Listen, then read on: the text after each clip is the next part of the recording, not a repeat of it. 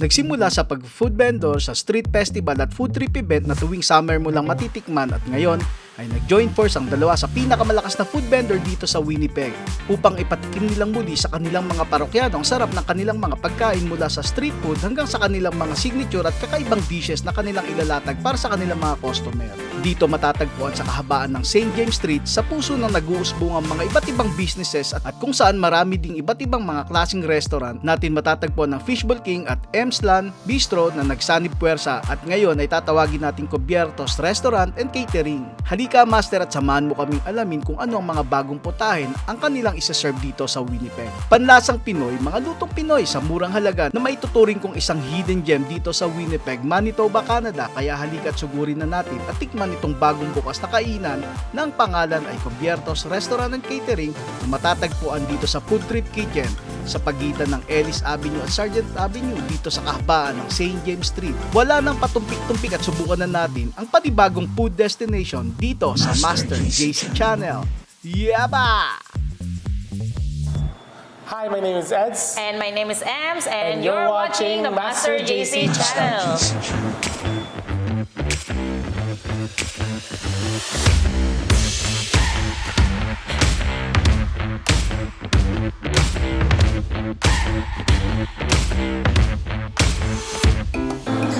I own Fishbowl King at sumasali ako usually sa mga festival at saka markets ng summer such as Manitoba Filipino Festival, Food Trip, and National Market, Street Feast, and Taste of Asia, and the Chinatown Night Market. Ako po pala si Ems. Yan, mas kilala po ako bilang Ems at ako po yung Emslan Bistro na nakikita nyo rin sa mga food events like minsan nasa Tyndall, Filipino festivals, Street Feast sa The Forks, and Chinatown. I can say na every summer kung saan meron mga festivals or mga street food vendors, isa kami sa nagpa-participate doon. Doon po kami unang nag-start and we were like, nagaganon kami since 2016 up to now. We started 2016. So hanggang ngayon. So for now, yung mga nagtatanong kung saan kami located before, I can say na medyo makikita nyo na kami ngayon unti-unti. Yung mga faces namin na very generic before, mas magiging generic ngayon kung papasyalan nyo kami dito sa area namin. Master JC Channel. So, ang aking product mostly is the fishball sa kikiam, which is homemade. Akong gumagawa. So, before nag-start lang ako, nag-rent ako ng kitchen sa downtown. Doon ko ginagawa yung products ko. And then, dinadala ko siya sa mga event. Now, I have my own restaurant na nire-rentahan. So, doon ko lang ginagawa lahat ng produkto ko, which is yung mainly the fishball and the kikiam, which is yun yung aking Kung saan ka nakilala. Kung saan ako nakilala. So sa akin naman, doon naman ako una nakilala sa Emslan Sisig. So I guess mga 2016 or 2015 nung mag-umpisa yung mga pa-order, which is mga sa bahay lang ginagawa. Ang daming nag-pop up tayo dyan, dyan tayo lahat sumikat, dyan tayo lahat nag-start. Until na nalaman natin na bawal pala yun, na nagtitinda tayo ng sa bahay, gawa ng nasa Canada kasi tayo. So iba yung rules ng Canada versus sa Pinas. So yun, from there, nalaman ko na nagustuhan ng tao yung creation ko na sisig. And then, kinuhanan ko siya ng license. So yung pagkuha ng license, yung para tayong sumusuot talaga sa butas ng karayom. Nandyan yung ibang-iba talaga yung proseso from Pinas compared dito. From license kitchen, hanapin mo talaga yan. And then yung health inspector, lahat yan. Kumaga parang lahat in process. Pero sabi nga, sa una lang lahat mahirap. And then pag nagamay mo na lahat, everything comes in easy. Hindi naman easy way, pero naaaral unti-unti kung paano mo kipag-battle sa health inspector all the time, kada may events.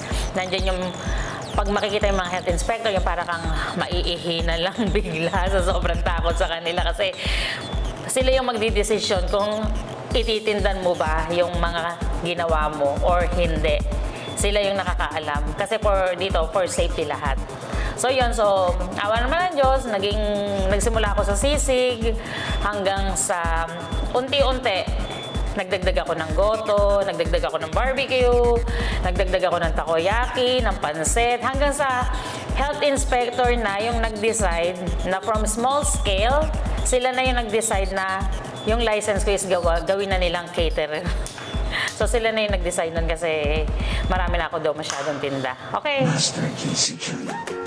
So, nagsimula akong maggawa ng fishball siguro mga 2010.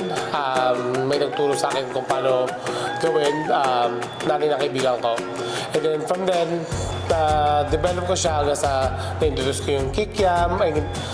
And then, yun nga, naglabasan yung mga markets sa kaya nakasali ako doon. And then, hindi naman ako nag-aral para maging cook. Siguro talagang hobby lang, passion. Siguro naman ako na lang din sa mga lola ko, sa mga tita ko, kasi meron din silang sarili nilang business back in the Philippines, saka dito din sa Canada. So, I guess, nasa family namin talaga yung restaurant business. So ako naman, sabihin na natin na yung tatay ko talaga ang kusinero sa Philippines. So natatandaan ko, bata pa ako, talaga inaarkila siya sa mga fiestahan. Kaso ang bayad lang sa kanya is yung lalasingin lang siya. Tapos ako, so tumatak na sa isipan ko, parang mahilig din ako sa pagluluto. Hanggang sa, parang unti-unti, kahit nung nag-abroad ako, uso doon yung mga nagtitinda ng mga Filipino food. Siguro inumpisahan ko na doon. And then, nung umuwi ako ng Pilipinas, nagtayo ako ng small karinderya sa tapat ng high school. And then, until na mag-migrate kami dito, siguro nasa passion talaga yung pagluluto, nasa puso talaga. And then, yung first work ko dito, nasa food industry din, hanggang sa nasanay magluto, yung dati kong chef. Since naka-pizzeria naman ako nagwo-work, hinayaan niya akong lutuin kung ano yung gusto kong lutuin. Kasi alam naman niya na siguro na tama naman yung ginagawa, ganyan. So, doon ako natuto na magluto ng maramihan. Hanggang ngayon, sasabihin ko na nandun pa rin ako sa workplace ko na yun kasi nai-enjoy ko talaga siya. Nai-enjoy ko yung pagluluto talaga. Sabi nga, yun yung aking, hindi ko alam kung ano tawag pero basta nag-enjoy talaga ako pag nagluluto. Yun lang. Talagang Passion. siguro, passion with P ba yun or F? Passion. Depende sa school na punta. At galing nga pala po ako sa school ng Mababang paaralan. Low School of St. Andrews Field. So, hindi po ako kumuha ng culinary doon. So, Low School of St. Andrews Field. So, in Tagalog po is mababang paaralan ako sa Andres Bukid. Yun po. Hindi po ako nag-aral ng culinary. So, ito ang aming mga specialty na isa sa mga so far best-selling namin. We have the Goto, the Overload Goto. So, na-inspire kami sa, so inisip namin yung concept kung ano magiging ng restaurant namin. So, namin kasi marami na dyang Filipino restaurant na pare-parehas ang halos ang sinaserve. So gusto namin medyo maiba na Filipino pa rin pero with a twist na So, ngayon, di ba, ang laban ngayon mga parang yung nakalakihan nating dishes pero elevated na. So, kaya yun ang namin, which is the Goto Overload, which maraming topping na yung mga gusto ng mga tao din, which is we have the isaw, tofu, belly, chicken feet, chicken skin, and then boiled egg. Yeah, so yung mga topping namin. And then we also have our very own creation namin yan. which is the seafood Seafood ramen. ramen. So we combine, alam na natin na paborito ng mga Pilipino ang kahit na Pilipinos yung mga soup, which is ramen. So ginawa namin, pinigyan namin siya ng Twist. sarili namin twist. Sariling. So we have 3 versions of ramen actually. We have the seafood ramen, we have the Kare-kare. kare-kare ramen, we also have a Paris ramen.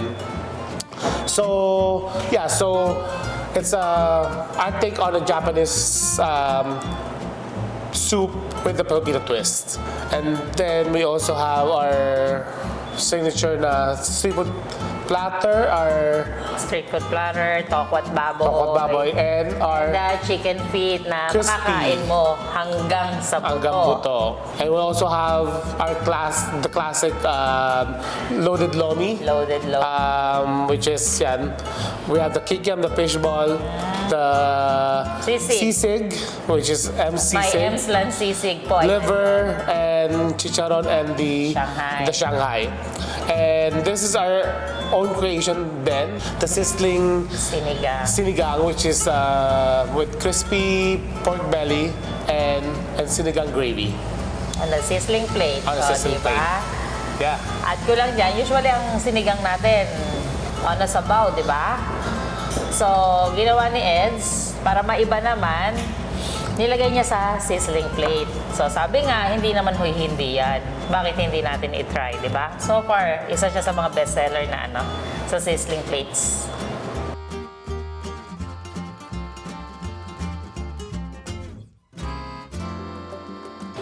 Yeah, it has to be your passion. Na hindi lang basta dahil gusto mo siya.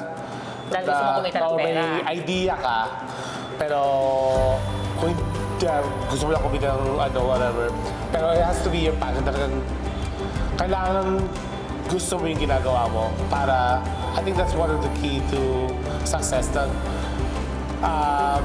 gusto mo yung ginagawa mo para ma-enjoy mo rin siya kahit anong pagod. Kahit anong pagod, alam mo yun, yung pag nakikita mo yung nasasarapan yung tao sa Yes. ginagawa. Hi, I'm Eds. At ako po ulit si Ems at At kami kami po po ang ang Convierto's Restaurant and Catering. Our store hours is from Friday to Sunday, Fridays and Saturday, 9 p.m. till 2 a.m. And then Sunday is 7 p.m. till 12 midnight. We are located at 1045 St. James Street. Our phone number is 204-880-8379. And guys, there's more! Nagke-cater nga rin pala kami. So, kung meron kayong syempre meron kayong mga events ngayon. Syempre, kung meron dyan mga tamad ng magluto, gusto ng mga potluck, anywhere, Christmas, Three Kings, Valentine's, Holy Week, lahat. Weddings, birthdays, socials, we can do all the catering. Kahit mga tray-tray lang for a potluck, we can do it. Just give us a call. ahead of time. You can visit us at Cubiertos Restaurant on Facebook and Instagram. At kung dati po sa mga festivals at summer food bazaar, nyo lang kami makikita. Ngayon, makikita nyo na po kami every weekend dito nga po sa 1045 St. James, inside po ng Food Trip. See you, see you, see you! And don't forget to like and subscribe Master JC channel. Yeba! Yeba! Master JC Channel. What's up mga master? Nanonood kayo sa Master JC channel. Kain na! Kaunta! Siya nga pala, papakilala ko sa inyo habang kami nagdidig inipong. Siya nga pala si Pong, mga close friend ko dito sa Winnipeg, Manitoba, Canada. At sinisimulan natin ngayon yung ganitong format ng pagpo-food taste para sa mga restaurant dito sa Winnipeg. Usually, mga binibisita natin yung mga Filipino. Yeah. Mga Filipino restaurant. Tapos i-introduce nila yung mga dishes nila na mga masasarap na luto. And then ipapakita namin sa inyo kung gaano talaga sila kasarap. Saka hindi lang old ways yung laging titikman natin sa mga restaurant pag kumakain tayo ngayon, ini-enhance din nila yung mga paboritong pagkain natin. Kaya nga, alam mo, kagaya ng lugaw, may mga street foods na kasama. Tsaka yung lomi, same thing. Ito, matindi na to, pinasosyal na to. Kaya nga, ito muna gusto kong tikman eh. Na-miss ko na to kasi wala to. Ay, oo, ano ba yan? Tikman mo rin. Ito yung madalas na kinakain natin sa mga street festival, sa mga food trip. Na-remember ko nung high school pa ako. Kaya nga, Ito, pag gutom, punta lang sa, alam mo yun? oo. Sa tabi sa kanto-kanto, tapos may geto. Ito na. Magkano yung inabutan mong pinakamura ng kwek-kwek tawag dito, di ba? Hindi ko, siguro 5 piso yata. Ayun yung pagkakalam ko, ha? nakikita sa edad kasi parang 250 lang yata kami. Ay, yeah, hindi natin masabi. Basta, Hindi ko alam kung ano yung gusto mong simulan. ito, total, simula ka na rin din. Ito, Yeah, sarap. ano, pasintabi nila, ha? By the way, kung bago pa lang kayo dito sa Master JC Channel, tinutulungan namin na i-promote or ipakita yung mga food restaurant dito sa Winnipeg, Manitoba, Canada. Lalo na sa mga community natin, sa mga Pilipino. Yung iba, mga bagong dating. Yung iba, galing pang Sa states, yeah. yeah, So, sa kasi- Calgary. Yeah, at least mayroon tayong masasabi naman na, uy, hindi lang sa ibang bansa na mayroong ganito. Makikita yung ganitong mga pagkain. Oo, at least ma-offer din natin pag magbisita yung mga kaibigan Tama. natin, mga relatives, at least Tama. ma-introduce naman natin na dito sa Winnipeg, mayroong ganitong klaseng pagkain. Tsaka actually po, kagaya nung sinabi nung isang pinuntahan natin dati, alam mo ba yung mga taga doon sa North Dakota, South Dakota, hindi sila nakakakita ng ganito. So, pumupunta pa daw sila dito sa Winnipeg para lang makakain ng goto style, ng Filipino style na goto, palabok, pandesal. So, nandito lang yan. At tama ka dyan kasi mayroon akong kaibigan doon na taga North Dakota talaga na walang Filipino restaurant doon. Kaya dumadayo pa talaga sila na pumunta para lang matikman ito, yung ganitong klaseng pagkain kasi wala nga daw sa kanila doon. Kaya once in a while, kung namimiss nila yung Filipino food, dito sila dito yung takbuhan nila sa Winnipeg kasi mas malapit ito.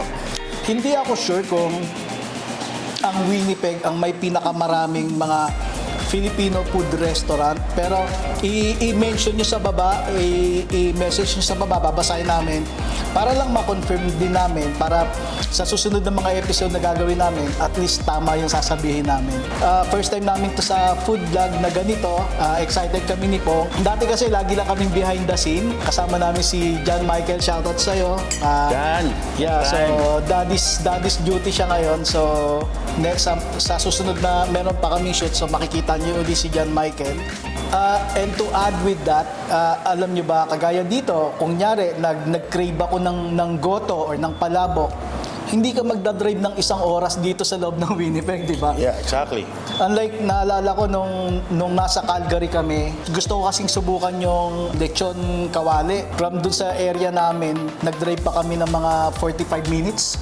Dito hindi, malalapit lang. Actually dito, not to mention names, may malaking food chain dito, nandyan lang sa kabila. Yeah. Pero kahit malaking food chain siya na nandyan sa kabila, dinadayo tong area na to na food trip. Kasi hindi lang Cubiertos Catering and Restaurant ang makikita mo dito. Nandito din yung mga ibang mga food vendor na nandito sila nakapwesto. Mahabang. Ito mga guys, mga kamaster, ito yung tinatawag nilang kare-kare ramen. First time kong matikman to. Kaya, Sige nga, subukan natin yung bukan natin. Sige.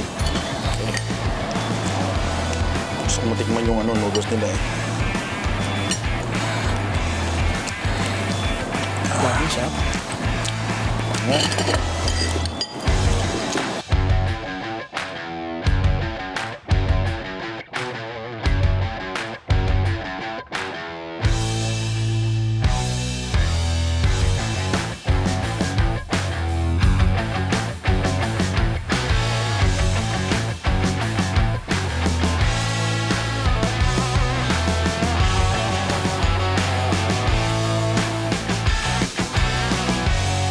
Master JC Channel.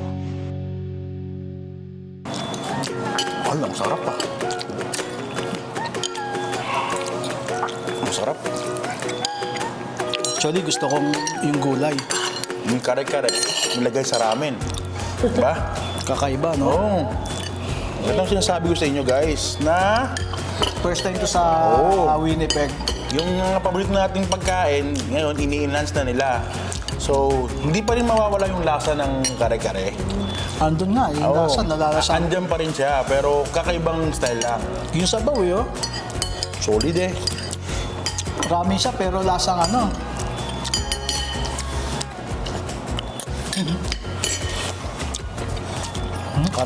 Kahit di mo nga lagyan ng bago, kare-kare pa rin ang dating eh. Ito pwede to. Sarap. Sige lang. Ito. Sisling sinigang. Bago yan. Bago rin sa paningin ko to. Kahit nung pinanganak ako, wala pa niyan eh. Talaga. Siyempre, hindi mawawala ang rice dito, sinigang to eh. Actually ito, kahit sabaw kanin lang. Tingnan.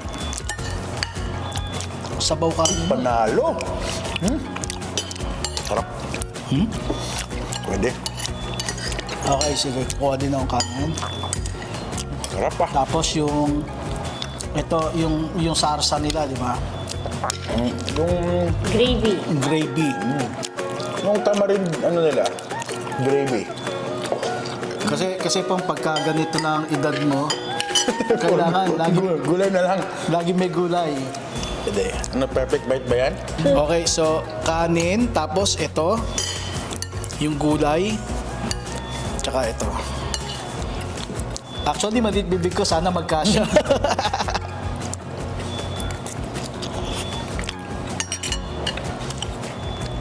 Malilimutan mo yung pangalan mo nito. Sarap. Eh, swak na to, swak na swak. At ito yung gusto kong din. Ito naman, seafood ramen. Yeah. Bakit seafood? Kasi may tahong, di ba? Yun lang yun. Tsaka hipon.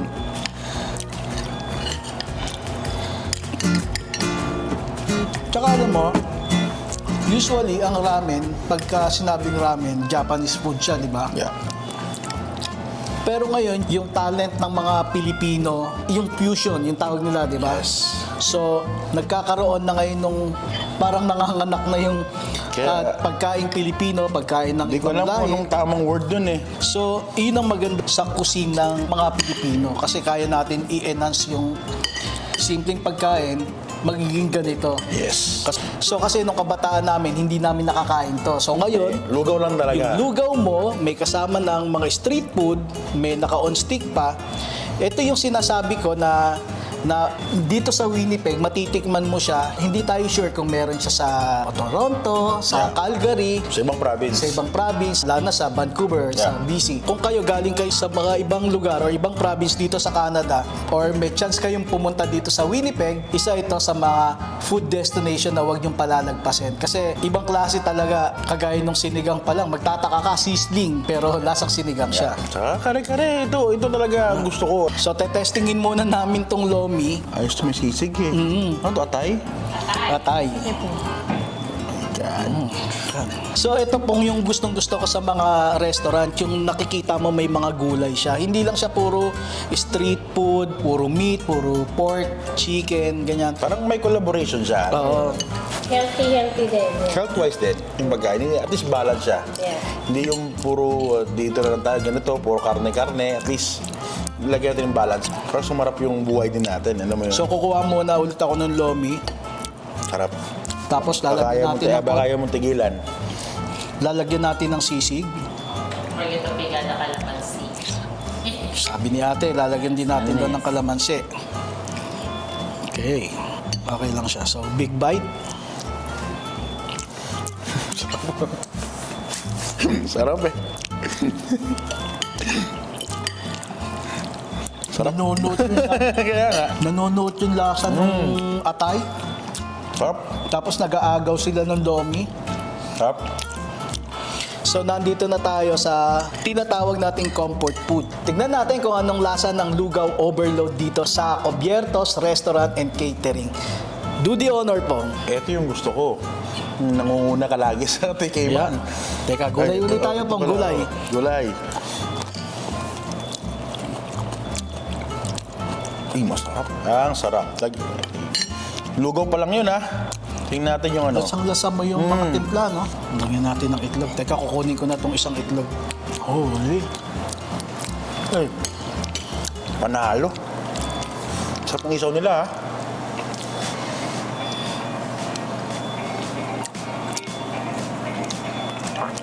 Sarap. Imagine mo yung ganito na isaw kasama ng lugaw. Pero naghihiwalay pa rin yung lasa nila, no? That's correct. Kaya na, pika tayo? Sige. Eh, top 5 ba o isa lang? Sa totoo lang, lahat masarap. Hindi dahil na kinakain natin ngayon. Pipili ka lang ng isa, tapos sabihin mo kung bakit yun ang pinaka-the best sa'yo. Eh, syempre, dito na tayo. Sa Sisling Sinigang. Ito yung paborito natin eh. Yung may sabaw pa. Eh, lalo pa yung naging sisling siya. Ako naman, ang gusto ko yung kare-kare ramen. Kasi iba yung pag kumain ka ng ramen, alam mo naman yung lasa Yeah. ng ramen, medyo maalat. Yeah. Tapos nawawala na lang yung alat dahil yung pag kinain mo yung noodle, yung mga kasama niya doon sa mismong plate. Ito hindi.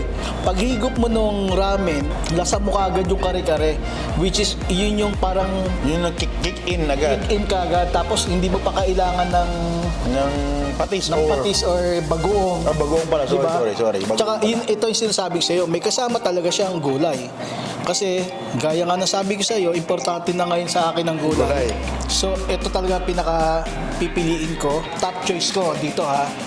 Relap, masarap Kare-kare ha. ramen. And of course, ang pinaka-importante sa lahat, kailangan malaman nyo rin syempre kung kailan sila bukas tsaka yung oras ng bukas nila dito. So, Friday and Saturday from 9 p.m. hanggang 2 a.m. bukas sila. At saka hindi lang yon. Kahit linggo, bukas din sila from 7 p.m. to 12 midnight. Yeah, ilalagay din namin dito yung oras para at least nakikita nyo.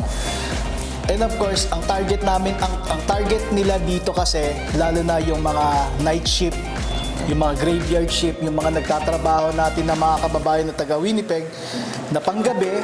So, kung for example, Friday night, no, tapos na yung trabaho nyo, syempre. So, kung galing ka sa trabaho, Friday night, wala kayong mapuntahan, Pwede kayong gumimik dito. pwede kayong gumimik ng tropa nyo dito. Yes. Gusto nyo mag-food trip kayo.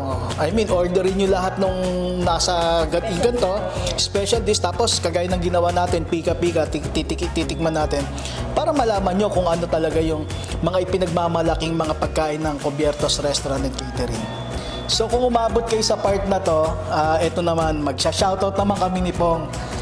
Dahil marami din naman kami mga kaibigan na dapat nating imbitahin dito. So, Yes. shoutout kay Joel, tsaka kay Diana, Kay Lejosa, kay Alan Balmoha, Joe Pats, and Amy. and John Michael. Yan, importante si Jan. Si John Michael, kasama din natin siya nagko-cover ng mga ganito. Unfortunately kasi daddy's duty siya ngayon eh. So, kaya Pero sa susunod na shoot natin, makikita niyo si John Michael. Actually, nakita na siya dun sa makikita niya siya dun sa sa B-roll nito. Yeah. And also yung mga hindi niyo na kasi itatanong, mga photographer din kami dito ni Pong, tsaka sila John Michael, kami ang Pinoy photographers of Winnipeg.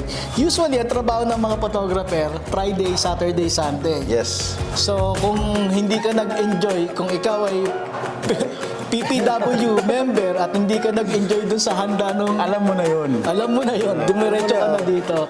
Pag gutom ka na, alam mo na yun. Oy, Dumiretso ka na. shoutout na rin pala natin si Boss Joseph, si Boss Dennis, tsaka si Boss Ryan ng yung mga DJ na kaibigan natin, yeah. di ba? Yung Beat Bounce. Beat bounce, yes, beat bounce. And also si Papa D, yan. Sila Master Mark tsaka si Master Glenda. And of course, syempre, walang iba, si Mr. Chester Pangan, aka Gerald Anderson ng Winnipeg. Tsaka syempre si Donna. Si Donna, actually, lagi namin din nakikita yan kasi mahilig siya sa mga ganito eh. So, don't forget to like and subscribe para mas updated ka sa susunod nating mga video.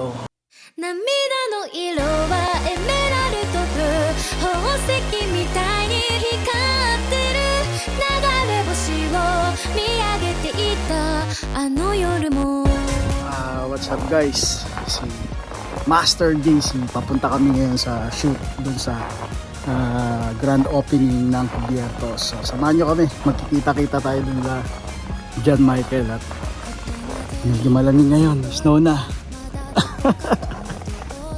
See you there. So yun na nga, papunta na tayo dun sa Cubiertos para mag-shoot tayo ng mga B-rolls. Excited na kami at para masundan na natin yung next episode sa Master JC channel. sa paggawa natin ng mga food vlog. Samahan nyo kami ha.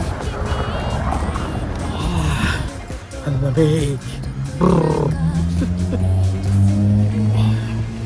風が飲み込んでゆく夜の電車が心地よくて期待してんのバカみたい今はまた涙の色はエメラルドブルー宝石みたいに光ってる何もかもを捨てたかった憂鬱なあの日々も騒ぎ始めた胸の中の答えを探す旅に出よう流れ星を追い越してくスピードで Ayan si John.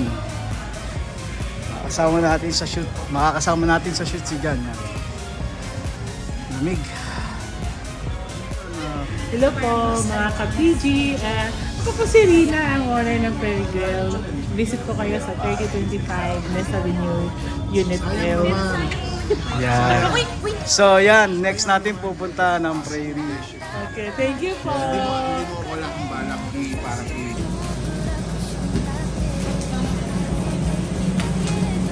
Pwede niyo ako ampunin. Kung gusto niyo Pwede ko magkano. daw siyang ampunin, pero malakas na kasing kumain to eh. Ayaw kumain ng hindi roaster rice. Nakakainis. Medium rice lang to siya. Ang gusto pa niya sushi rice. Grabe. Sushi. Sushi rice yata yung gusto. Lalagyan lang ng toyo eh. Ulam na. So mahirap pong ampunin si Eds. So, ayun lang. こんなに綺麗だったんだ流れ星を見上げていたあの夜も大きな Hi, I'm Eds. At ako po ulit si Ems And and we we are the are- Cubiertos. Kaya kasi sinasabi ko kung ano yung ano, di ba? Hindi natin pag-usapan kung ano sabi we are or kami ang ano, di ba? Ano? 3. Hi, I'm Eds. At ako po ulit si Ems. At kami po ay- Cubiertos. Sorry, kami po ang ay Ay, is lang. Ano Ang. kami po ang? kami po ang sorry. Canadian. Canadian. Sorry, I'm big here. Dito ako lumaki. Hindi ka naman taga St. Andres Field. Hi, I'm Eds. At ako po ulit si Ems. At kami kami po ay- ay... Ano yung mga ay? Nakakaway pagkamay ko. Kami po ang Kami po ang Kami Kami po po ang Cubiertos. Cubiertos. Nakakahawang IQ. Cubiertos lang or restaurant catering? Restaurant catering. Oh, yun pala. Naisip mo yun. Kailan resin 3. Hi, I'm Eds. At ako po ulit si Ems. At kami po ang Cubiertos Restaurant and Catering. And don't forget To to like like and subscribe on Master JC channel. Sorry, one. Yeah. Yung last part, kasi meron akong word doon na ginagamit na yabang. And 3. And don't forget to like and subscribe on Master JC channel. Yeba! Ay, sabi ka naman ito, Yeba. Wala kang yeba, kuba! Okay, isa pa. And don't forget to like and subscribe on by- Master JC channel. On my... Iyan. Teka lang, ulit ka. Huwag mo na on kasi Alin? wala. Well, mas- Like and subscribe Master JC's channel. Okay, okay. Yeah. Master Casey Channel.